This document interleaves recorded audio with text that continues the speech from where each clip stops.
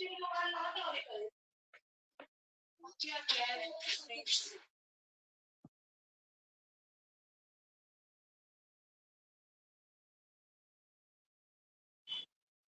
विद्यार्थी मित्रांनो.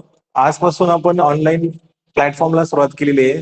तर ज्यांना ज्यांना पॉसिबल होत नाही क्लासेस करणं वगैरे, किंवा ज्यांना नोकरीमुळे बाकीच्या गोष्टी ज्या काही आहेत त्या ठिकाणी त्या पॉसिबल नाही होते, अशा सगळ्या विद्यार्थ्यांसाठी, म्हणजे जे काही आपली बाहेरची सगळी विद्यार्थी आहे, अशा विद्यार्थ्यांसाठी आपण एक ऑनलाईन प्लॅटफॉर्म त्या ठिकाणी आजपासून सुरुवात करतोय. तर ऑनलाईन प्लॅटफॉर्मला त्या ठिकाणी आजपासून आपली सुरुवात होईल. सगळ्यात महत्वाचं म्हणजे तुमचे बाकीचे सर्व जे काही विषय आहे, मग यामध्ये गणित असेल, बुद्धिमत्ता असेल, मराठी व्याकरण असेल, सामान्य ज्ञान असेल, इतिहास, भूगोल, अर्थशास्त्र, राज्यशास्त्र, जे काही विषय असतील त्या सगळ्या विषयांवरती पण आपण चर्चा करणार आहे. सगळ्यात महत्वाचा मुद्दा म्हणजे तुम्ही दिवसभरात ही लेक्चर्स तुम्हाला पाहिजे तेव्हा त्या ठिकाणी ती ह्या ऍप्लिकेशन वरती जाऊन तुम्ही बघू शकतात. म्हणजे जर तुम्हाला सध्या ऑनलाईन येणं पॉसिबल नसेल 11 वाजता, कारण की बऱ्याच जणांचा जॉब असतो, त्याच्यामुळे ती बऱ्याच जण पॉसिबल होत नाही ऑनलाईन वगैरे येणं. तर अशा सगळ्यांना त्या ठिकाणी ती जी काही लेक्चर्स आहेत ती लेक्चर्स दिवसभरामध्ये तुम्ही केव्हाही बघू शकतात, किंवा आपल्या ऍप्लिकेशनमध्ये जाऊन त्या ठिकाणी जी काही दिवसभरात जेवढी काही लेक्चर्स होतील ती सगळी लेक्चर्स तुम्ही घर बसल्या तुमच्या वेळेमध्ये त्या ठिकाणी बघू शकतात. तर त्यासाठी आज आपण या प्लॅटफॉर्मला सुरुवात केली. 11 वाजता रोजच्या रोज तुमची जी काही लेक्चर्स आहेत ती लेक्चर्स तुमच्या या ऍप्लिकेशन्स वरती येईल. दिवसभरामध्ये तुम्ही ती केव्हाही त्या ठिकाणी बघू शकतात. तर आज जो काही आपला विषय आहे, साधारणपणे या पहिल्या विषयाला आपण सुरुवात करतोय, की मराठी व्याकरणाचा जो काही विषय आहे तो विषयाला आपण सुरुवात करतो, आणि इथून पुढे तुमचे बाकीचे विषय नाही त्या ठिकाणी सुरुवात होईल. तर मराठी व्याकरण संदर्भात बऱ्याच जणांची इच्छा होती की सर मराठी व्याकरणाला सुरुवात करा, आणि म्हणून त्या ठिकाणी आपण मराठी व्याकरण हा विषय सुरू करतोय. बाकीचे इतर विषय नाही, पण आपण सुरुवात तरी काही हळूहळू करू, म्हणजे जेणेकरून तुम्हाला एक घरी बसल्या बसल्या त्या ठिकाणी एक पूर्ण अभ्यासक्रम जो काही आहे ते घरी बसून त्या ठिकाणी तो करता येईल. आणि याच्यामुळे त्या ठिकाणी तुम्हाला काय होईल की जरी तुम्ही नोकरीनिमित्त कुठे बाहेरगावी असाल, किंवा इतर कारणास्तव तुम्ही कुठे बाहेरगावी असाल, तरी तुम्ही तुमच्या मोबाईलवरती या सगळ्या व्हिडिओजला बघून साधारणपणे अभ्यासक्रम तुमचा पूर्ण करू शकतात. म्हणजे जेणेकरून जे काही आता कोरोनाच्या काळामध्ये जे काही आपण आता घरी बसलोय, की आपलं जे काही शैक्षणिक नुकसान जे काही होते, हे शैक्षणिक नुकसान साधारणपणे होणार नाही. आणि या दृष्टीने त्या ठिकाणी आपण हा जो काही प्लॅटफॉर्म आहे तो प्लॅटफॉर्म घेऊन आलोय. अधिकाधिक विद्यार्थ्यांपर्यंत हा पोहोचवण्याचा प्रयत्न करा, जेणेकरून अधिकाधिक विद्यार्थी याला जॉईन होतील आणि एक चांगला सहभाग, एक चांगला ग्रुप आपला त्या ठिकाणी तयार होईल. तर हाच एक या माध्यमातून एक उद्देश होता की आपण त्या ठिकाणी सगळ्यात महत्त्वाचं अशा विद्यार्थ्यांपर्यंत पोहोचू शकतो की जे विद्यार्थ्यांना पॉसिबल नाहीये की रोजच्या रोज क्लास करणं, किंवा ऑफलाईन क्लासेस जरी त्या ठिकाणी असेल तरी ते ऑफलाईन क्लासेसला येऊन बसणं पॉसिबल नसेल, तर अशा पद्धतीने तुम्ही नोकरीवरती कुठे बसेसमध्ये किंवा कुठे तुमच्या जॉबच्या ठिकाणी किंवा तुमच्या घरी वगैरे तुम्ही ती व्हिडिओज वगैरे बघू शकतात, आणि तुमचा जो काही स्पर्धा परीक्षेचा अभ्यासक्रम आहे हा पूर्ण करू शकतात. आता आपला जो काही आजचा विषय आहे साधारणपणे मराठी व्याकरण, या मराठी व्याकरणाच्या विषयाच्या संदर्भामध्ये आपण त्या ठिकाणी आज चर्चा करू. मराठी व्याकरण हा विषय जर आता तुम्ही जर बघितला असेल तर स्पर्धा परीक्षांमध्ये मराठी व्याकरण हा विषय सध्या अनिवार्य झालाय. तुम्ही आता एमपीएससी पासून तर जेवढ्या काही सगळ्या स्पर्धा परीक्षा आहेत त्या सगळ्या स्पर्धा परीक्षांना मराठी व्याकरण हा विषय त्या ठिकाणी फार सखोल स्वरूपात देण्यास त्या ठिकाणी सुरुवात झाली. पूर्वी असं होतं की याच्यावरती साधारणपणे फार सोपी प्रश्न विचारले जायचे, परंतु आज जर विचार केला तर आज मराठी व्याकरण या विषयावरती अतिशय क्लिष्ट स्वरूपाचे किंवा अतिशय सखोल त्या ठिकाणी असणारे जे काही प्रश्न आहेत ते प्रश्न विचारण्यास सुरुवात झाली. आणि याच्यामुळे नुसता मराठी व्याकरणाचा आपण वरवर अभ्यास करून उपयोग होत नाही, तर तुम्हाला त्याच्यामध्ये खोलात जाऊन अभ्यास करणं फार आवश्यक आहे. त्या ठिकाणी सुरुवातीला मराठी व्याकरण या विषयाच्या संदर्भामध्ये आज जर आपण बघायला गेलं तर एमपीएससी असेल, सरळ सेवा भरती असेल, की या सगळ्या परीक्षांवरती किमान 20 ते 25 प्रश्न साधारणपणे या विषयावरती साधारणपणे असतात मराठी व्याकरणामध्ये. आता हा जो मराठी व्याकरणाचा जो काही भाग आहे, या मराठी व्याकरणाच्या भागामध्ये म्हणजे साधारणपणे तुम्ही क्लास 3 क्लास 4 पासून असेल तर किंवा क्लास 1 पर्यंत असेल, तर याच्यामध्ये जो काही अभ्यासक्रम आहे साधारणपणे तो अभ्यासक्रम कशा प्रकारचा असतो, तर याच्याविषयी आपण त्या ठिकाणी चर्चा करू की मराठी व्याकरणाचा जो अभ्यासक्रम आहे हा अभ्यासक्रम साधारणपणे कशा प्रकारचा असतो. आणि म्हणून मराठी व्याकरणाचा अभ्यासक्रमाच्या संदर्भामध्ये आपण चर्चा करू की मराठी व्याकरणाचा जो क्रम आहे किंवा ज्याच्यावरती साधारणपणे आपल्याला प्रश्न विचारले जातात अशा प्रकारचा हा जो अभ्यासक्रम आहे हा नेमका कसा कसा असतो. तर मराठी व्याकरणाच्या संदर्भामध्ये सगळ्यात पहिला महत्वाचा भाग आहे तो म्हणजे भाषेच्या व्याकरणाची आवश्यकता. म्हणजे मराठी भाषेच्या व्याकरणाची जी काही आवश्यकता आहे ती नेमकी कशी असते.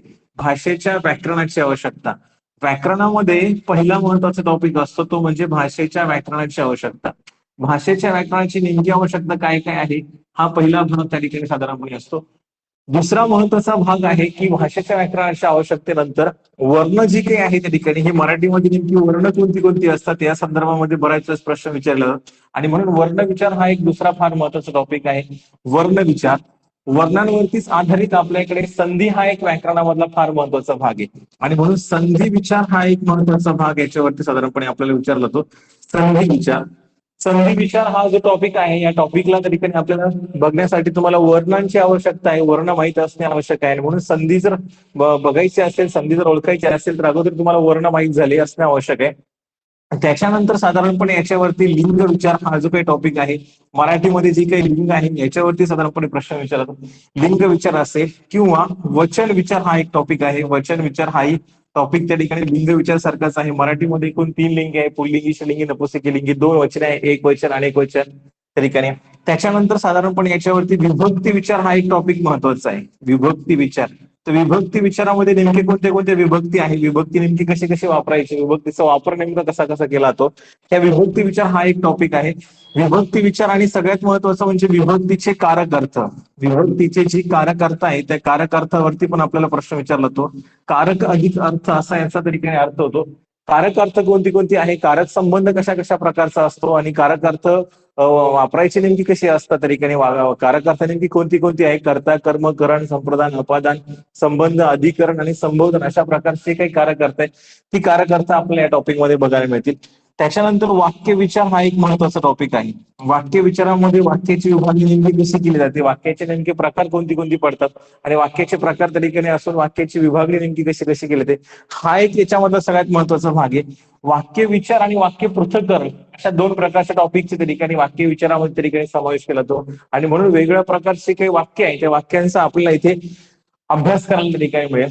याच्यानंतर साधारणपणे आपला काळ विचार हा एक टॉपिक महत्वाचा आहे. काळ नेमकी कोणती कोणती आहे, काळ कशी ओळखायची, याच्यासाठी आपल्याला त्या ठिकाणी बऱ्याचशा छोट्या गोष्टी बघायच्या. जे काळ आहे त्या ठिकाणी वर्तमान काळ, भूतकाळ, भविष्य काळ, याचे जे काही उपप्रकार आहे त्या ठिकाणी साधारणपणे ती सगळी प्रकार आपल्याला त्या ठिकाणी बघायला मिळेल. साधा काळ असेल, अपूर्ण काळ असेल, पूर्ण काळ असेल, रीती काळ असेल, ती कशी ओळखायची त्याच्यासाठी काही महत्वाचे ट्रिक्स आहे, त्याचाही विचार आपण त्या ठिकाणी करणार आहोत. त्या ठिकाणी काळ विचार, काळ विचार हा एक महत्वाचा टॉपिक आपल्याला या ठिकाणी बघायला मिळेल. त्याच्यानंतर सगळ्यात महत्वाचा म्हणजे प्रयोग विचार. आता प्रयोग हा टॉपिकला व्याकरणामध्ये फार महत्वाचं स्थान आहे आणि म्हणून प्रयोग विचार हा एक महत्वाचा टॉपिक आपल्याला तरी बघायला मिळेल. प्रयोग विचार, त्याच्यानंतर अलंकार विचार. प्रयोग विचार नंतर अलंकार विचार, कोणत्या कोणत्या प्रकारचे अलंकार असतात आणि या अलंकारावरती साधारणपणे कशा प्रकारचे प्रश्न विचारतात, म्हणजे शब्दालंकार असेल, अर्थालंकार असेल, याचे जे काही प्रकार पडतात त्या प्रकरणावरती पण आपल्याला त्या ठिकाणी चर्चा करायला मिळेल. प्रयोग विचार असेल, अलंकार विचार असेल, त्या ठिकाणी ही व्याकरणामधली फार महत्वाचे टॉपिक त्या ठिकाणी मांडली जातात. सगळ्यात महत्वाचं म्हणजे समास विचार. समास विचार हा एक टॉपिक आहे. समास विचार म्हणजे समासाचे नेमकी प्रकार कोणती पडतात, अव्ययभाव समास असेल, तत्पुरुष समास असेल, द्वंद्व समास असेल, बहुव्रीही समास असेल, तो असेल, त्याचे उपप्रकार असेल त्या ठिकाणी, हा एक महत्वाचा टॉपिक व्याकरणामध्ये साधारणपणे आपल्याला विचारला जातो, समास विचार. त्याच्यानंतर सगळ्यात महत्वाचं म्हणजे वृत्त विचार. वृत्त नेमकं कशी कशी आहे, वृत्तावरती नेमकी काही प्रकारचे प्रश्न विचारले जातात. हे जे काही वृत्त आहे ही नेमकी कशी वापरायची त्या ठिकाणी, वृत्ताचे नेमकी कोणती कोणती प्रकार पडतात, अक्षरगण वृत्त असेल, मात्रागण वृत्त असेल, मुक्त छंद असेल त्या ठिकाणी, याचेही काही प्रकार त्या ठिकाणी पडतात. आणि म्हणून त्या ठिकाणी वृत्त हाही टॉपिक आपल्या व्याकरणामध्ये फार महत्वाचा आहे. त्याचबरोबर साधारणपणे आपल्याकडे काही म्हणी ज्या काही आहे, म्हणी ज्यांना आपण अनुभवाच्या खाणी असे म्हणतो, या म्हणींवरती पण प्रश्न विचारले जातात. वाक्प्रचार असेल, वाक्प्रचारावरती पण आपल्याला प्रश्न विचारले जातात, वाक्प्रचार असेल. त्याचबरोबर सगळ्यात महत्वाचं म्हणजे समानार्थी शब्द आणि विरुद्धार्थी शब्द. ही जी काही शब्द संपत्ती आहे त्या शब्द संपत्तीवरती पण आपल्याला प्रश्न विचारले जातो. म्हणजे समानार्थी शब्द जे काही आहे त्या समानार्थी शब्दांवरती प्रश्न विचारले जातात. समानार्थी शब्दानंतर विरुद्ध अर्थाचे जे काही शब्द आहे ही विरुद्धार्थी शब्दावरती पण आपल्याला प्रश्न विचारले जातात. विरुद्धार्थी शब्द, समानार्थी शब्द असेल, विरुद्धार्थी शब्द असेल. त्याचबरोबर समूहदर्शक शब्द म्हणजे विशिष्ट प्रकारचे काही समूह आहे ते समूह दर्शवले जातात, म्हणून आपण त्याला समूहदर्शक शब्द असे म्हणतो. ही समूहदर्शक शब्दांवरती पण आपल्याला प्रश्न विचारले जातात, समूहदर्शक शब्द. त्याचबरोबर काही विशिष्ट प्रकारचे पर्याय आपल्याला दिले जातात आणि म्हणून त्यांना आपण त्या ठिकाणी पर्यायी शब्द म्हणून ओळखतो. पर्यायी शब्दांवरती पण आपल्याला प्रश्न विचारले जातात. अलंकारिक काही शब्द असतात, हे जे काही अलंकारिक शब्द आहे त्या अलंकारिक शब्दांवरती पण आपल्याला प्रश्न विचारतात. अलंकारिक शब्द, ही जी अलंकारिक शब्द आहे ती पण कोणती कोणती आहे, कशी कशी वापरतात तेही आपल्याला साधारणपणे बघायला मिळेल. त्याच्यानंतर सगळ्यात महत्वाचं म्हणजे शुद्ध आणि अशुद्ध शब्द. काही महत्वाचे शब्द दिले जातात, ती शुद्ध किंवा अशुद्ध आहे, याच्यापैकी शुद्ध शब्द कोणता, अशुद्ध शब्द कोणता, अशा प्रकार साधारणपणे आपल्याला भाग असतो शुद्ध अशुद्ध शब्द, याच्यावरती आपल्याला प्रश्न विचारले जातात. तर एक साधारणपणे हा आपल्या मराठी व्याकरणचा एक अभ्यासक्रम आहे. या अभ्यासक्रमाच्या संदर्भामध्ये जर विचार करायचा झाला तर साधारणपणे तुम्ही एमपीएससी पासून सरळ सेवा भरतीपर्यंत सर्व प्रकारच्या ज्या काही परीक्षा आहेत त्या सगळ्या परीक्षांवरती साधारणपणे तुम्हाला प्रश्न विचारले जातात. अभ्यासक्रमाच्या संदर्भामध्ये जर तुम्हाला सांगायचं झालं तर परत एकदा आपण अभ्यासक्रमाच्या संदर्भामध्ये चर्चा करू. जो काही आपला पहिला व्याकरणाचा टॉपिक आहे भाषेच्या व्याकरणाची आवश्यकता, हा पहिला टॉपिक आहे भाषेच्या व्याकरणाची आवश्यकता. त्याच्यानंतर वर्ण विचार हा एक महत्वाचा टॉपिक आहे, संधी विचार हा एक महत्वाचा टॉपिक आहे, लिंग विचार हा एक महत्वाचा टॉपिक आहे, वचन विचार हा एक महत्वाचा टॉपिक आहे, विभक्ती विचार हा एक महत्वाचा टॉपिक आहे, विभक्ती आणि विभक्तीचे कारक अर्थ हा एक महत्वाचा टॉपिक आहे. याच्यानंतर वाक्य विचार आहे, काळ विचार आहे, प्रयोग विचार आहे, अलंकार विचार आहे, समास विचार आहे, वृत्त विचार आहे, ध्वनी आहे, वाक्प्रचार आहे, समानार्थी शब्द आहे, विरुद्धार्थी शब्द आहे, समूहदर्शक शब्द आहे, पर्यायी शब्द आहे, अलंकारिक शब्द आहे, शुद्ध अशुद्ध शब्द आहे. अशा प्रकारचे जे काही अभ्यासक्रम आहे हा अभ्यासक्रम साधारणपणे आपल्याला मराठी व्याकरणासाठी निश्चित करून दिलेला आहे. म्हणजे जो काही अभ्यासक्रम आपण जर विचार करायचा झाला तर जो अभ्यासक्रम आपण इयत्ता 10वी पर्यंत साधारणपणे आपण शिकलोय, इयत्ता 10वी पर्यंत जो काही आपला अभ्यासक्रम आहे तो सगळा अभ्यासक्रम आपल्याला स्पर्धा परीक्षेला आहे तसं दिलेला आहे. आता या अभ्यासक्रमाच्या संदर्भामध्ये ही जी काही टॉपिक आहे ती सगळी टॉपिक आपल्याला त्या ठिकाणी फोकस करायची, या सगळ्या टॉपिकवरती आपल्याला चर्चा करायची, जेणेकरून आपल्याला याच्यावरती बऱ्याच ही टॉपिक जरी तुम्हाला असे वाटत असेल तर ज्यावेळेस आपण प्रत्यक्षात त्या टॉपिकला सुरुवात करू त्यावेळेस त्याच्यामध्ये आपल्याला बऱ्याचशा गोष्टी शिकायला मिळतील, बऱ्याचशा छोट्या छोट्या गोष्टी असतात आणि ह्या सगळ्या गोष्टी आपल्याला शिकायला मिळतील. याच्यामध्ये त्या ठिकाणी आता आपण एक एक टॉपिक तरीके विचार करायला सुरुवात करू त्या ठिकाणी. तर पहिला जो काही आपल्या अभ्यासक्रमाचा टॉपिक आहे भाषेच्या व्याकरणाची आवश्यकता. तर आजच्या लेक्चरमध्ये आपण भाषेच्या व्याकरणाची आवश्यकता नेमकी काय आहे, कशी आहे आणि भाषेच्या व्याकरणाची आवश्यकता नेमकी आपल्या अभ्यासक्रमाच्या दृष्टीने हा जो काही टॉपिक आहे हा नेमका कसा देण्यात आलाय याच्यावरती आपण त्या ठिकाणी चर्चा करू. मी तुम्हाला मराठी व्याकरणाचा जो अभ्यासक्रम आहे हा अभ्यासक्रम या ठिकाणी मी तुम्हाला स्पष्टीकरण याच्या संदर्भात केलं. परत एकदा त्या ठिकाणी मी तुम्हाला सांगतो भाषेच्या व्याकरणाची आवश्यकता, वर्ण विचार, संधी विचार, लिंग विचार, वचन विचार, विभक्तीचे कारक अर्थ, वाक्य विचार, काळ विचार, प्रयोग विचार, अलंकार विचार, समास विचार, वृत्त विचार, म्हणी, वाक्प्रचार, समानार्थी शब्द, विरुद्धार्थी शब्द, समूहदर्शक शब्द, पर्यायी शब्द, अलंकारिक शब्द, शुद्ध अशुद्ध शब्द, अशा प्रकारचा अभ्यासक्रम आहे. आता आपण याच्यामधला जो काही पहिला टॉपिक आहे भाषेच्या व्याकरणाची आवश्यकता, त्या भाषेच्या व्याकरणाची आवश्यकता या टॉपिक वरती आज आपण चर्चा करू की भाषेच्या व्याकरणाची आवश्यकता नेमकी काय आहे, कशी आहे आणि भाषेच्या व्याकरणाच्या आवश्यकतेमध्ये नेमकी जी काही महत्वाची मुद्दे ती आपण त्या ठिकाणी बघायला सुरुवात करू की भाषेच्या व्याकरणाची नेमकी आवश्यकता काय. आता बघा याच्यामध्ये सगळ्यात महत्वाचा मुद्दा म्हणजे कुठल्याही भाषेचं व्याकरण शिकायच्या अगोदर या व्याकरणाची नेमकी आवश्यकता काय आहे हे आपल्याला माहिती असणं आवश्यक आहे. जर तुम्हाला एखादी भाषा शिकायची असेल, जर तुम्हाला फ्रेंच शिकायची, लॅटिन शिकायची, पोर्तुगाल शिकायची, डॅनिश शिकायची, स्पॅनिश शिकायची, इव्हन तुम्हाला इंग्रजी शिकायची, तर तुम्हाला ती भाषा शिकण्याच्या पूर्वी तुम्हाला त्या भाषेचं व्याकरण माहिती असणं आवश्यक आहे. व्याकरणाचा सखोल अभ्यास तुमचा असणं आवश्यक आहे, तर तुम्हाला ती भाषा बोलायला त्या ठिकाणी शिकता येईल. म्हणजे जर तुम्हाला इंग्रजी भाषा शिकायचं असेल आणि जर तुम्हाला इंग्रजी भाषा शिकण्यासाठी जर तुम्ही एखाद्या प्रयोगशाळेमध्ये गेलात किंवा त्या ठिकाणी जर तुम्हाला एखाद्या ठिकाणी जर त्या ठिकाणी तुम्ही इंग्लिश स्पोकनचे क्लासेस वगैरे जर काही केले असेल त्या ठिकाणी, तर सगळ्यात महत्वाचा मुद्दा म्हणजे इंग्रजी भाषा शिकण्यासाठी सकाळी उठल्यापासून रात्री झोपेपर्यंत जी काही सगळी वाक्य आहे ती जर सगळी वाक्याच्या वाक्य जर आपण पाठ करून ठेवली तर आपल्याला इंग्रजी भाषा बोलता येणार नाही.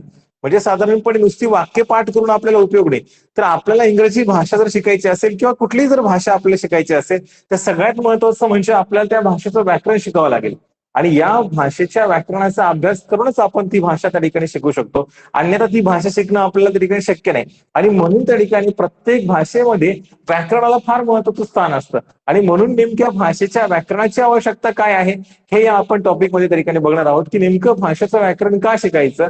तर याचा ज्यावेळेस आपण विचार करतो की भाषेचं व्याकरण नेमकं का शिकायचं त्यावेळेस आपल्याला एक सगळ्यात महत्वाचा मुद्दा म्हणजे आपल्या लक्षात येऊन जातं की भाषेचं व्याकरण का शिकायचं. तर त्यातला सगळ्यात महत्वाचा मुद्दा म्हणजे भाषेचं व्याकरण शिकण्यासाठी आपण त्या ठिकाणी भाषेचं व्याकरण शिकण्याची जी काही आवश्यकता आहे ही नेमकी आवश्यकता काय आहे. तर प्रत्येक भाषेमध्ये विशिष्ट प्रकारची अर्थरचना केलेली असते. विशिष्ट प्रकारची जी काही अर्थरचना आहे ही अर्थरचना केलेली असल्यामुळे ही अर्थरचना शिकण्यासाठी आपल्याला त्या व्याकरणाची आवश्यकता असते.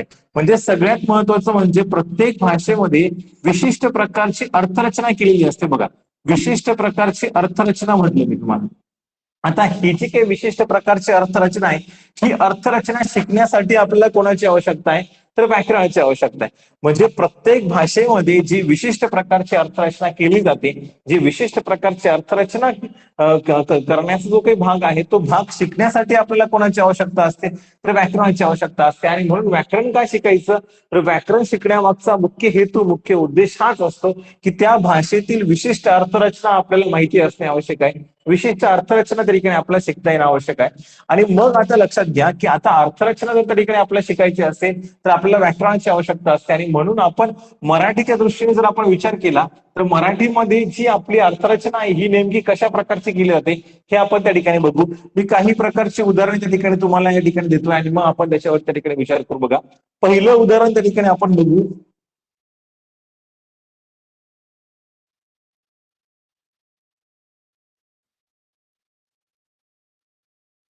बघा, पहिलं उदाहरण आपण बघितलं की झाडावर पक्षी बसला. आता झाडावर पक्षी बसला हे जे उदाहरण आहे, हे उदाहरण जर आपण मराठीच्या दृष्टीने जर आपण या उदाहरणाचा विचार केला, मराठी व्याकरणाच्या दृष्टीने आपण जर या उदाहरणाचा विचार केला तर असं दिसून येतं की हे उदाहरण व्याकरणाच्या दृष्टीने हे पूर्णपणे चुकीचं आहे. झाडावर पक्षी बसला हे उदाहरण त्या ठिकाणी चुकीचं आहे. का चुकीचं आहे त्याच्यावरती पण आपण त्या ठिकाणी चर्चा करू. पण झाडावर पक्षी बसला हे उदाहरण त्या ठिकाणी अर्थदृष्ट्या मराठीमध्ये अर्थरचनेच्या दृष्टीने हे उदाहरण चुकीचं आहे. दुसऱ्या उदाहरणाचा जर आपण त्या ठिकाणी विचार केला, बघा दुसरं उदाहरण आपण त्या ठिकाणी बघू. बघा,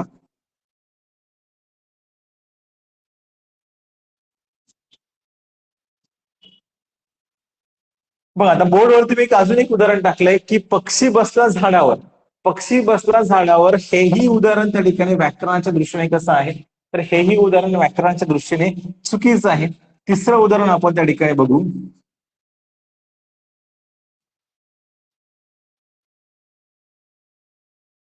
बसला झाडावर पक्षी. आता बसला झाडावर पक्षी जर आपण याचा विचार केला तर हेही उदाहरण व्याकरणाच्या दृष्टीने कसं आहे, तर अयोग्य आहे. आता याच्यामध्ये जर आपण वाक्याची रचना जर अशी केली, पक्षी झाडावर बसला, तर पक्षी झाडावर बसला हे उदाहरण मराठी व्याकरणाच्या दृष्टीने अतिशय अर्थपूर्ण आहे किंवा हे उदाहरण त्या ठिकाणी अर्थरचनेच्या दृष्टीने अतिशय योग्य आहे. पक्षी झाडावर बसला हे उदाहरण मराठीच्या दृष्टीने योग्य आहे. आता जर तुम्ही विचार केला तर प्रत्येक वाक्यामध्ये उदाहरणं जी काही आहे या उदाहरणामध्ये आपण फक्त काही शब्दांची जागा बदलली. बघा, प्रत्येक वाक्यामध्ये झाडावर आहे, प्रत्येक वाक्यामध्ये पक्षी आहे, प्रत्येक वाक्यामध्ये बसला आहे.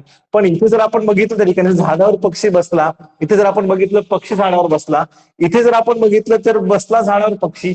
पण ही वरची वाक्य जी काही आहे ही वरची वाक्य व्याकरणाच्या दृष्टीने अयोग्य आहे आणि खालचं उदाहरण हे व्याकरणाच्या दृष्टीने योग्य आहे. मग असं का, तर सगळ्यात महत्वाचा मुद्दा म्हणजे हे जे उदाहरण आहे पक्षी झाडावर बसला हे उदाहरण व्याकरणाच्या दृष्टीने योग्य असण्याचं कारण म्हणजे या उदाहरणाच्या सुरुवातीला हा जो पक्षी आहे हा पक्षी आहे वाक्याचा कर्ता. हा पक्षी आहे वाक्याचा कर्ता. प्लस झाडावर हे आहे वाक्याचं कर्म. लक्षात घ्या, झाडावर हे आहे वाक्याचं कर्म. आणि बसला हे जे काय आहे, बसला हे आहे मराठीमध्ये वाक्याचं क्रियापद. म्हणजे ह्या वाक्याचं हे आहे क्रियापद. आता पक्षी झाडावर बसला याच्यामध्ये पक्षी हा वाक्याचा कर्ता आहे, झाडावर हे वाक्याचं कर्म आहे आणि बसला हे वाक्याचं क्रियापद आहे. मग आता हा जो कर्ता आहे हा कर्ता म्हणजे कोण, तर वाक्यामध्ये दर्शवलेली जी क्रिया आहे, लक्षात घ्या वाक्यामध्ये दर्शवलेली जी क्रिया आहे ती क्रिया करणारा वाक्यामध्ये कोणीतरी एक असतो. वाक्यात दर्शवली जी क्रिया आहे, बसण्याची असेल, उठण्याची असेल, त्या ठिकाणी जी काही असेल, पळण्याची असेल, खाण्याची असेल, जी काही क्रिया असेल त्या ठिकाणी, तर वाक्यामध्ये क्रिया करणारा जो कोणीतरी असतो तो क्रिया करणारा म्हणजे वाक्याचा कर्ता असतो. आणि नेहमी लक्षात ठेवायचं की मराठीमध्ये वाक्याचा कर्ता हा वाक्याच्या सुरुवातीला आला पाहिजे. मराठीमध्ये वाक्याच्या रचनेमध्ये सगळ्यात महत्वाचा मुद्दा म्हणजे वाक्याचा जो कर्ता आहे म्हणजे क्रिया करणारा आहे तो वाक्याच्या सुरुवातीला आला पाहिजे. आता कर्म, आता कर्म पक्षी झाडावर बसला, बसण्याची क्रिया कोणी केली, पक्षाने केली. आता ही क्रिया कशावर केली, तर झाडावर केली. म्हणजे पक्षाने ही क्रिया झाडावर केली आणि म्हणून झाडावर ही क्रिया झाली, म्हणून झाड हे झालं वाक्याचं कर्म. मग आता कर्म म्हणजे काय, तर कर्म म्हणजे कर्त्याने केलेली क्रिया सोसणारा. मग कर्म म्हणजे काय, तर कर्म म्हणजे कर्त्याने केलेली क्रिया सोसणारा. आणि म्हणून कर्त्याने केलेली क्रिया सोसणारा जो कोणी आहे तो म्हणजे वाक्याचं कर्म असतं. आणि नेहमी लक्षात ठेवायचं की मराठीमध्ये कर्म हे वाक्याच्या नेहमी मध्ये असतं. म्हणजे कर्त्यानंतर मराठीमध्ये कर्म येतं. अगोदर कर्ता येतो, कर्ता म्हणजे क्रिया करणारा, कर्म म्हणजे क्रिया सोसणारा. आता याच्यामध्ये क्रियापद आहे बसला. बसला हे आहे वाक्याचं क्रियापद. मग आता क्रियापद म्हणजे काय, तर क्रियापद म्हणजे कर्त्याने केलेली क्रिया दर्शविणारा. कर्त्याने केलेली क्रिया दर्शविणारा. मग वाक्याची जी क्रिया आहे ती क्रिया दर्शविणारा शब्द आहे. मग बसण्याची क्रिया असेल, उठण्याची असेल, खाण्याची असेल, नाचण्याची असेल, पळण्याची असेल, जी काही असेल त्या ठिकाणी गुरुजी व्याकरण शिकविता त्याच्यामध्ये गुरुजी वाक्याचा कर्ता झाला.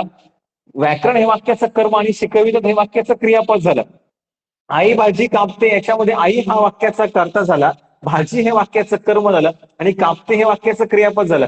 सचिन चेंडू टोलावतो याच्यामध्ये सचिन वाक्याचा कर्ता झाला, चेंडू वाक्याचं कर्म झालं, टोलावतो वाक्याचं क्रियापद झालं. आजी गोष्ट सांगते याच्यामध्ये आजी हे वाक्याचं कर्म झालं, गोष्ट हे वाक्याचं कर्म, आजी हा वाक्याचा कर्ता झाला, गोष्ट हे वाक्याचं कर्म झालं आणि सांगते हे वाक्याचं क्रियापद झालं. म्हणजे सगळ्यात महत्वाचं म्हणजे मराठीमध्ये वाक्याचा कर्ता सुरुवातीला आला पाहिजे. हा कर्ता म्हणजे कोण असतो, तर कर्ता म्हणजे क्रिया करणारा असतो. जी काही क्रिया असेल, आजी गोष्ट सांगते म्हणजे सांगण्याची क्रिया आजीने केली आहे. सांगण्याची क्रिया आजीने कशावर केली, तर गोष्टीवर केली, म्हणून गोष्ट वाक्याचं कर्म झालं आणि सांगते वाक्याचं त्या ठिकाणी क्रियापद झालं.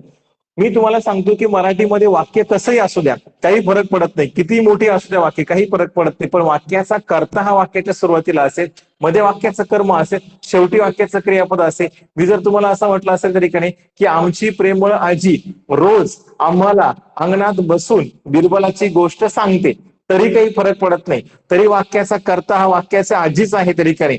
आणि जी काही बिरबलाची गोष्ट असेल, ही बिरबलाची गोष्ट वाक्याचं कर्म आहे आणि सांगते वाक्याचं क्रियापद आहे त्या ठिकाणी. रामला आंबा आवडतो, रामला आंबा आवडतो ठिकाणी राम हा वाक्याचा कर्ता, आंबा हे वाक्याचं कर्म, आवडते वाक्याचं क्रियापद. मग रामला कोकणचा आंबा आवडत असतो, रामला कोकणचा हापूस आंबा आवडत असतो, रामला कोकणचा जगप्रसिद्ध हापूस आंबा आवडत असतो, काही फरक पडत नाही. वाक्याच्या सुरुवातीला वाक्याचा कर्ता पाहिजे. वाक्य किती मोठं असेल तरी आपण त्या ठिकाणी त्याचा विचार करायचा नाही, तर वाक्याच्या सुरुवातीला हा वाक्याचा कर्ता आला पाहिजे. कर्ता म्हणजे कोण, तर मी तुम्हाला सांगितलं कर्ता म्हणजे क्रिया करणारा. कर्म म्हणजे कोण, तर कर्म म्हणजे क्रिया सोसणारा.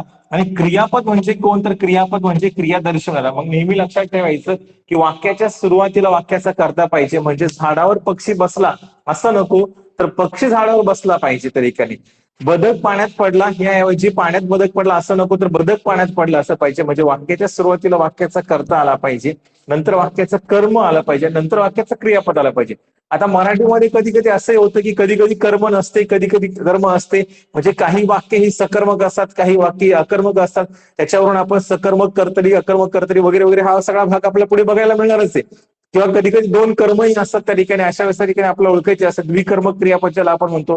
काही प्रत्यक्ष कर्म असतात, काही अप्रत्यक्ष कर्म असतात वगैरे वगैरे. त्याच्यावरती आपल्याला चर्चा करायला मिळालच आहे. पण सुरुवातीला मी तुम्हाला सांगितलं की अर्थपूर्ण वाक्यरचना मराठीमध्ये कशी होते हे तुम्हाला माहिती पाहिजे. तर मराठीमध्ये अर्थरचना वाक्य जी काही आहे त्या अर्थपूर्ण वाक्यरचनेचा एक नियम आहे आणि तो नियम म्हणजे कर्ता अधिक कर्म अधिक क्रियापद. आणि हे आपल्याला माहिती पाहिजे की मराठीमध्ये वाक्याची रचना ही कर्ता अधिक कर्म अधिक क्रियापद अशी होते. इंग्रजीमध्ये वर्ब हे जे काही आहे हे वर्ब इंग्रजीमध्ये मध्ये येतं, म्हणजे subject plus verb plus object ठिकाणी. म्हणजे सुरुवातीला त्या ठिकाणी वर्ब हे मध्ये येतं, इंग्रजीमध्ये वर्ब हे मध्ये येतं आणि मराठीमध्ये वर्ब हे त्या ठिकाणी शेवटी जाते त्या ठिकाणी. म्हणजे मराठीमध्ये जर आपण असं म्हटलं तर मराठीमध्ये राम आंबा खातो असं होतं त्या ठिकाणी. इंग्लिशमध्ये हेच उदाहरण जर म्हटलं तर इंग्लिशमध्ये हे उदाहरण राम इट्स मँगो असं होतं. म्हणजे इट्स हे जे क्रियापद आहे हे इट्स हे क्रियापद इंग्लिशमध्ये मध्ये येतं, मराठीमध्ये शेवटी जातं. मग मराठीमध्ये शेवटी जातं आणि इंग्लिशमध्ये मध्ये येतं, म्हणून मराठी व्याकरणावरून आपण इंग्रजी व्याकरणाची वाक्य बनवू शकत नाही किंवा इंग्रजी व्याकरणावरून आपण मराठी व्याकरणाची वाक्य बनवू शकत नाही. म्हणून सगळ्यात महत्वाचा भाग म्हणजे जर तुम्हाला मराठी भाषा शिकायची असेल तर मराठी व्याकरण शिकावं लागेल, इंग्रजी भाषा शिकायची असेल इंग्रजी व्याकरण शिकावं लागेल. आणि म्हणून सगळ्यात महत्वाचा मुद्दा म्हणजे या ठिकाणी मी तुम्हाला सांगितलं की व्याकरण शिकण्याच्या पूर्वी तुम्हाला व्याकरणामध्ये जी अर्थपूर्ण वाक्यरचना आहे ही नेमकी कशी केली जाते ते माहिती पाहिजे. आणि म्हणून मी तुम्हाला त्या ठिकाणी सांगितलं की मराठीमध्ये अर्थपूर्ण वाक्यरचना कशी असते, तर कर्ता असतो, कर्म असतं आणि क्रियापद असतं. आणि म्हणून सुरुवातीला वाक्याचा कर्ता आला पाहिजे. कर्ता अधिक कर्म अधिक क्रियापद अशी वाक्याची रचना आली पाहिजे. जर अशा प्रकारच्या वाक्याची रचना होत असेल, म्हणजे कर्ता अगोदर येत असेल, मग कर्म येत असेल आणि मग क्रियापद येत असेल, तर ती वाक्य रचना मराठीमध्ये अर्थपूर्ण मानली जाते, अन्यथा अर्थपूर्ण मानली जात नाही. आणि म्हणून त्या ठिकाणी तुम्हाला सांगतो की मराठीमध्ये सुरुवातीला, आता आपण या ठिकाणी मी तुम्हाला परिचय करून दिला, तर मराठीमध्ये सुरुवातीला वाक्याची जी काही रचना आहे ही कर्ता अधिक कर्म अधिक क्रियापद अशी होते. म्हणजेच याचा अर्थ ठिकाणी मराठीमध्ये सुरुवातीला कर्ता म्हणजे क्रिया करणारा आला पाहिजे, कर्म म्हणजे क्रिया संस्कार आला पाहिजे आणि क्रियापद म्हणजे क्रिया दर्शन आलं पाहिजे. म्हणजे कर्ता अधिक कर्म अधिक क्रियापद अशा प्रकारे जर वाक्याची रचना असेल तर ती रचना आपण मराठीमध्ये अर्थपूर्ण मानतो. या ठिकाणी मी तुम्हाला सांगितलं की मराठीमध्ये वाक्याची रचना ही कशी असो, सुरुवातीला कर्ता आला पाहिजे, मध्ये कर्म आला पाहिजे आणि शेवटी क्रियापद हे आलं पाहिजे. आता सगळ्यात महत्वाचा मुद्दा म्हणजे या ठिकाणी आपण बघितलं की मराठीमध्ये अर्थपूर्ण वाक्याची रचना ही कर्ता अधिक कर्म अधिक क्रियापद अशी होते. सुरुवातीला कर्ता येतो, कर्ता म्हणजे क्रिया करणारा, मध्ये कर्म येतं, कर्म म्हणजे क्रिया सोसणारा आणि क्रियापद म्हणजे क्रिया दर्शवणारा. आता सगळ्यात महत्वाचा मुद्दा म्हणजे या ठिकाणी आपण बघितलं की व्याकरणामध्ये अर्थपूर्ण वाक्यरचना कशी करायची, तर मराठीच्या दृष्टीने सांगायचं झालं तर मराठीच्या दृष्टीने अर्थपूर्ण वाक्यरचना ही पुन्हा पुन्हा सांगतोय की तुमच्या लक्षात येण्यासाठी, तर कर्ता अधिक कर्म अधिक क्रियापद अशाच पद्धतीने झाली पाहिजे. म्हणजे सुरुवातीला कर्ता आला पाहिजे, मध्ये कर्म आला पाहिजे आणि शेवटी क्रियापद आला पाहिजे. आता पुढे आपण बघू त्या ठिकाणी की व्याकरण म्हणजे काय. बघा आता जरा नीट लक्षात घ्या, व्याकरण म्हणजे काय. बरं, आता याच्यावरती आपल्याला बऱ्याच प्रश्न विचारला होता की व्याकरण म्हणजे काय. तर व्याकरण हा जो काही शब्द आहे, जरा नीट लक्षात घ्या, तर व्याकरण हा जो काही शब्द आहे, या शब्दाची जर आपण फोड केली तर याची फोड अशी होते, वी अधिक आ अधिक कृ आणि अधिक करण. लक्षात घ्या, व्याकरण या शब्दाची जर फोड करायची झाला तर व्याकरण या शब्दाची फोड अशी होते, वी अधिक आ अधिक कृ, म्हणजेच याचा अर्थ होतो व्या अधिक करण. व्याकरण, व्याकरण या शब्दाची फोड मी परत एकदा सांगतो, बघा जरा नीट लक्षात घ्या. व्याकरण या शब्दाची फोड वी अधिक आ अधिक कृ अधिक करण अशी होते. आणि याचा आपल्या मराठीमध्ये सरळ सरळ अर्थ असा होतो की व्याकरण म्हणजे काय, तर व्याकरण म्हणजे स्पष्टीकरण. व्याकरण म्हणजे काय, तर व्याकरण म्हणजे स्पष्टीकरण. आणि म्हणून लक्षात घ्या, व्याकरणाची पहिली व्याख्या त्या ठिकाणी केली जाते, भाषेचे स्पष्टीकरण करणारे शास्त्र. बघा, भाषेचे स्पष्टीकरण करणारे शास्त्र. अतिशय सोप्या भाषेमध्ये मी तुम्हाला या ठिकाणी सांगितलं की व्याकरणाचा जो काही अर्थ आहे, हा अर्थ नेमका कसा होतो, तर व्याकरण हा शब्द वी अधिक आ अधिक कृ अधिक करण असा तयार होतो. म्हणजेच व्या अधिक करण असा होतो. याचा अर्थ होतो की स्पष्टीकरण. आणि म्हणून व्याकरणाची पहिली व्याख्या आपण केली, भाषेचे स्पष्टीकरण करणारे शास्त्र. आणि म्हणून जर तुम्हाला प्रश्न विचारला की व्याकरण म्हणजे काय, तर व्याकरण म्हणजे भाषेचे स्पष्टीकरण करणारे शास्त्र. याची फोड जर तुम्हाला विचारली तर वी अधिक आ अधिक कृ अधिक करण, याची फोड अशी होते. आणि याचा अर्थ होतो भाषेचे स्पष्टीकरण करणारे शास्त्र. एका एका एका एका प्रश्नावरती तुम्हाला एका एका मार्क्सवर तुम्हाला एक प्रश्न विचारला होतो की व्याकरण म्हणजे काय, तर भाषेचे स्पष्टीकरण करणारे शास्त्र किंवा भाषेचे स्पष्टीकरण करणारे शास्त्र म्हणजे काय, तर व्याकरण शास्त्र. बघा लक्ष द्या, पतंजली, पतंजली ऋषींचा जर आपण विचार केला तर पतंजली हे योगाचे जनक मानले जातात. संपूर्ण जगाला योग हा पतंजली ऋषींनी दिला. आणि ह्या पतंजली ऋषींनी काय केलं, व्याकरणाची व्याख्या एका शब्दामध्ये केली. पतंजली ऋषींनी व्याकरणाला काय म्हटलं, तर पतंजली ऋषींनी व्याकरणाला शब्दानुशासन असं म्हटलं. लक्षात घ्या, पतंजली ऋषींनी व्याकरणाची व्याख्या कशी केली, तर पतंजली ऋषींनी व्याकरणाची व्याख्या शब्दानुशासन अशी केली. बघा, शब्दानुशासन, व्याकरणाला शब्दानुशासन असं कोणी म्हटलं, तर पतंजली ऋषींनी म्हटलं. शब्दानुशासनाची जर आपण फोड केली तर त्याची फोड अशी होते, शब्द अधिक अनुशासन. शब्द अधिक अनुशासन, शब्दानुशासनाची जर आपण फोड केली तर त्याची फोड अशी होते, शब्द अधिक अनुशासन. अनुशासन म्हणजे काय, तर अनुशासन म्हणजे नियमन. अनुशासन म्हणजे नियम किंवा अनुशासन म्हणजे नियमन. आणि म्हणून व्याकरणाची दुसरी व्याख्या त्या ठिकाणी तयार झाली, तर शब्दांचे नियमन करणारे शास्त्र. बघा, शब्दांचे नियमन करणारे शास्त्र. लक्षात घ्या, व्याकरणाची दुसरी व्याख्या मी तुम्हाला सांगितली, तर शब्दांचे नियमन करणारे शास्त्र ही व्याकरणाची दुसरी व्याख्या. बघा, व्याकरणाची पहिली व्याख्या तुम्हाला सांगितली, भाषेचे स्पष्टीकरण करणारे शास्त्र. आणि व्याकरणाची दुसरी व्याख्या मी तुम्हाला सांगितली, शब्दांचे नियमन करणारे शास्त्र. या दोन व्याख्यावरती तुम्हाला 100% आतापर्यंत प्रश्न विचारले गेलेले असतील. जुन्या प्रश्नपत्रिका वगैरे सगळी जुने पुस्तकं वगैरे तुम्ही चाळून बघा, त्याच्यामध्ये तुम्हाला व्याकरणावरती 100% 2 प्रकारची हे जे काही प्रश्न आहे ते विचारले गेले असतील. व्याकरण म्हणजे काय, तर व्याकरण हा शब्द वि अधिक आ अधिक कृ अधिक करण असा तयार झालाय. याचा अर्थ होतो स्पष्टीकरण, आणि म्हणून व्याकरणाची आपण पहिली व्याख्या केली, भाषेचे स्पष्टीकरण करणारे शास्त्र. व्याकरण म्हणजे काय, तर व्याकरणाची पतंजली ऋषींनी व्याख्या केली शब्दानुशासन, शब्दानुशासनची फोड केली शब्द अधिक अनुशासन, अनुशासन म्हणजे काय तर नियमन, आणि म्हणून व्याकरणाची पुन्हा आपण दुसरी व्याख्या केली की शब्दांचे नियमन करणारे शास्त्र म्हणजे व्याकरण शास्त्र. म्हणजे याच्यावरती तुम्हाला 100% प्रश्न विचारला जाईल की व्याकरण म्हणजे काय, तर व्याकरणाचे शास्त्र जे काही आहे भाषेचे स्पष्टीकरण करणारे शास्त्र किंवा शब्दांचे नियमन करणारे शास्त्र, या अशा व्याकरणाच्या व्याख्या त्या ठिकाणी आपल्याला एका मार्क्ससाठी ते साधारणपणे विचारतात. एक छोटासा मुद्दा त्या ठिकाणी तुम्हाला या ठिकाणी सांगतो.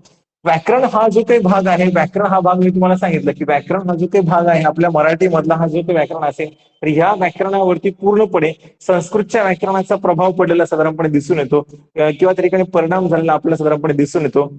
आणि म्हणून त्या ठिकाणी पतंजली ऋषींच्या दृष्टीने जर आपण विचार केला तर पतंजली ऋषींनी आपल्या मराठीला म्हणजे आपल्या व्याकरणाची जी काही व्याख्या आहे ती एका शब्दामध्ये बद्ध केली आणि त्याला आपण शब्दानुशासन असं म्हटलं त्या ठिकाणी. आता याच्यानंतर आपण एक छोटासा भाग त्या ठिकाणी बघू की भाषा म्हणजे काय. बघा आता व्याकरण म्हणजे काय मी तुम्हाला सांगितलं, व्याकरणाची फोडही तुम्हाला मी त्या ठिकाणी सांगितली. आता याच्यामधला जो काही पुढचा भाग आहे तो भाग आपण त्या ठिकाणी बघू की भाषा म्हणजे काय. बघा आता भाषा म्हणजे काय.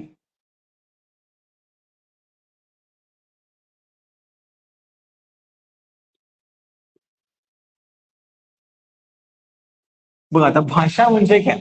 आता भाषा म्हणजे काय, तर भाषा हा जो काही शब्द आहे, हा भाषा हा शब्द भाष या संस्कृत धातूपासून तयार झाला. संस्कृत धातू म्हणजे संस्कृत शब्द, तर भाषा हा शब्द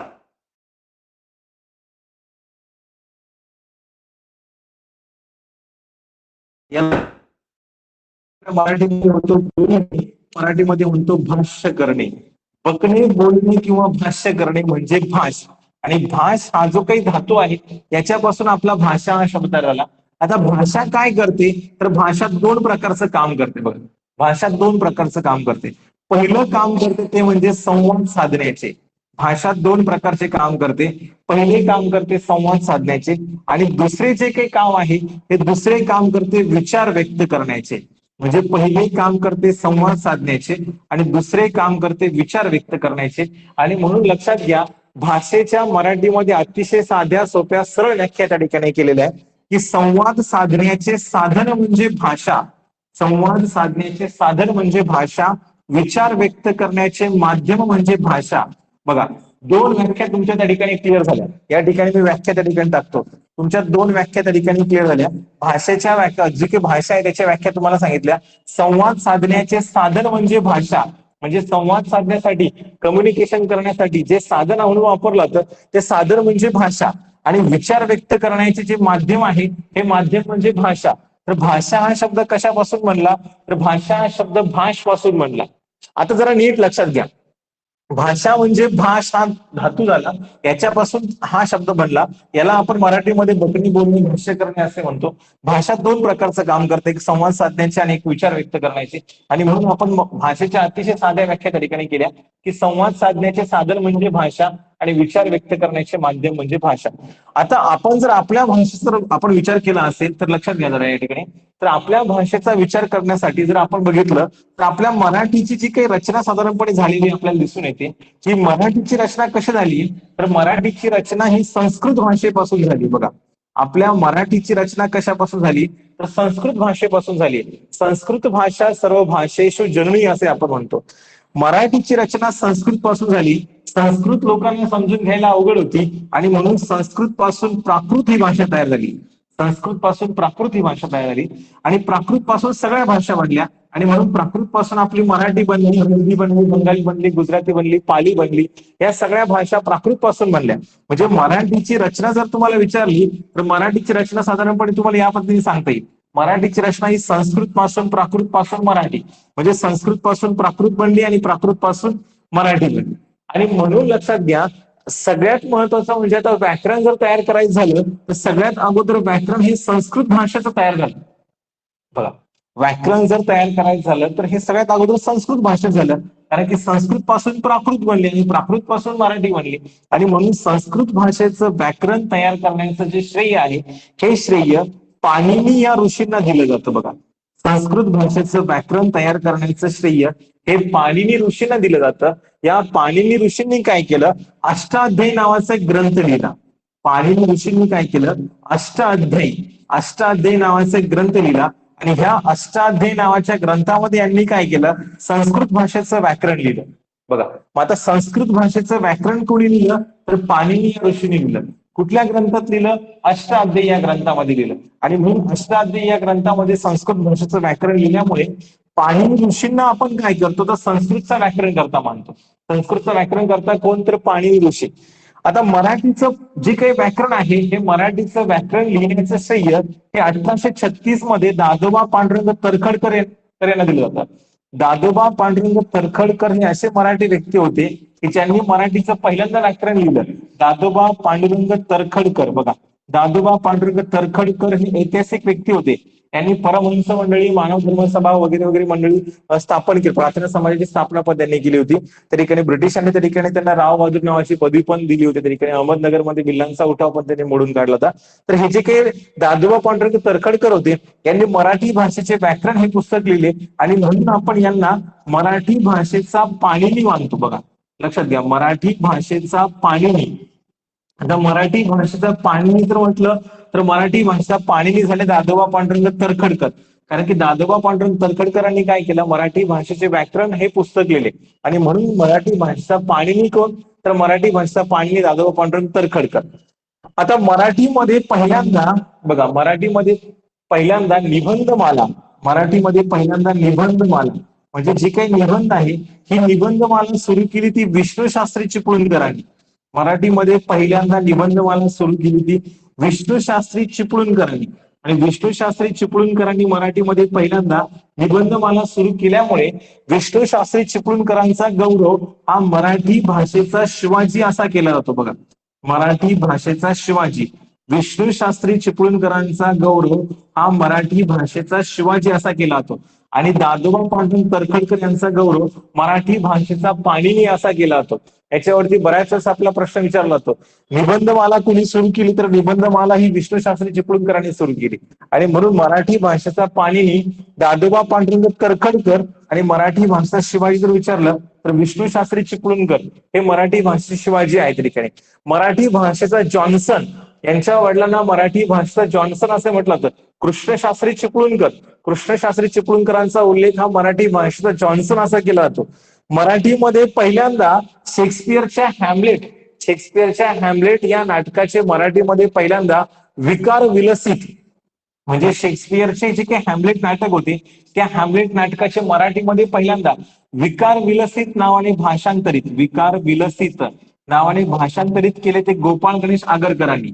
गोपाळ गणेश आगरकरांनी मराठीमध्ये पहिल्यांदा हॅम्लेट हे जे काही शेक्सपियरचं जगप्रसिद्ध नाटक आहे त्या शेक्सपियरच्या जगप्रसिद्ध नाटकाचे मराठीत पहिल्यांदा भाषांतर विकार विलसित नावाने गोपाळ गणेश आगरकरांनी केले.